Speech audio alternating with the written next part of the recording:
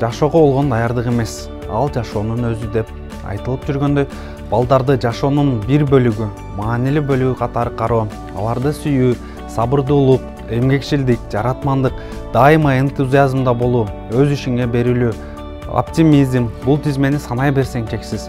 Менин пикиримде, жогорудагы сапаттарга ээ болгон инсан гана мугалим болуш керек. Чыныгы педагог өзү менен кошо балдарды сүйүш керек. Жаңы нерсени үйрөнүүгө, мектеп предметин өздөштүрүүгө окуучулардын кызыгуусун арттыра билүүсү маанилүү. Өзүнүн ишин мыкты жасап, балдарга берилгендигин көрсөтө алышы абзел. Дайыма өзүнүн үстүнөн иштөөсү маанилүү. Окуучуну окутуу, тапшырма берүү жана анын аткарылышын көзөмөлдөө менен гана чектелбейт. Өзүңдүн ишиңди билүү жана аны натыйжалуу аткаруу да жетишсиз. Эң негизгиси, окуучунун муктаждыктарын, кызыгуусун, каалоолорун сезе билиш керек. Аларга сүйүү менен, каалоо менен билим берүүгө тийиш. Азыр балдар менен иштөөнүн эң мыкты жолу кызматташуу. Андыктан баарлашуу, байкоо менен алардын жан дүйнөсүндөгүнү сезип туя билүү, чукулдан чечим кабылдап, колдоо көрсөтүү мугалим үчүн жаңылык болбошу керек. Анткени мугалим бир гана оратор эмес, мугалим окуучуларды багыттайт, өз алдынча болуусуна багыт берет. Оба кээде олуттуу мамиле жасап, талапты кое билүүсү да маанилүү. Анткени менен баары чеги менен болгону дурус. Балдар да мугалимде өздөрүнүн окшош инсан экенин сезе билүүсү зарыл.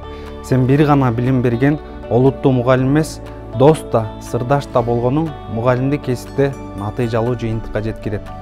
Окуусунда гана эмес, жашоосунда, тагдырында ийгиликтерди жаратышына себепчи болгон инсан болушу шарт. Кытай макалында айтылгандай, уксам унутам, көрсөм эстеп калам, жасаганда түшүнөм. Мугалим ар бир окуучусунун маселесинин чечилиш жолун издөө менен алардын ийгилигине кубанып, өксүктөрүнө кайгыра билүүсү анын иш аракетине орду толгуз таасирин тийгизет.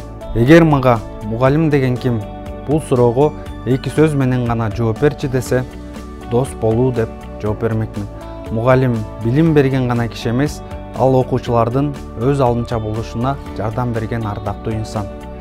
Көрсөтмөлүүлүк сабактын негизги инструменти же каражаты деп улуу педагог Ушинский белгилегендей, азыркы күндө тарых сабагын окутууда окуу каражаттарынан тышкары инновациялык технологияларды да колдонуу, мугалим менен окуучуларга маалыматтын ар түрдүү булактарынан пайдаланууга, билим берүүнүн деңгээлин жогорулатууга, окуучулардын сабакка болгон кызыгуусун арттырууга, алардын өз алдынча иштөөсүнө, ой жүгүртүүсүнүн өнүгүүсүнө, билим деңгээлин жогорулашына мүмкүндүк берет.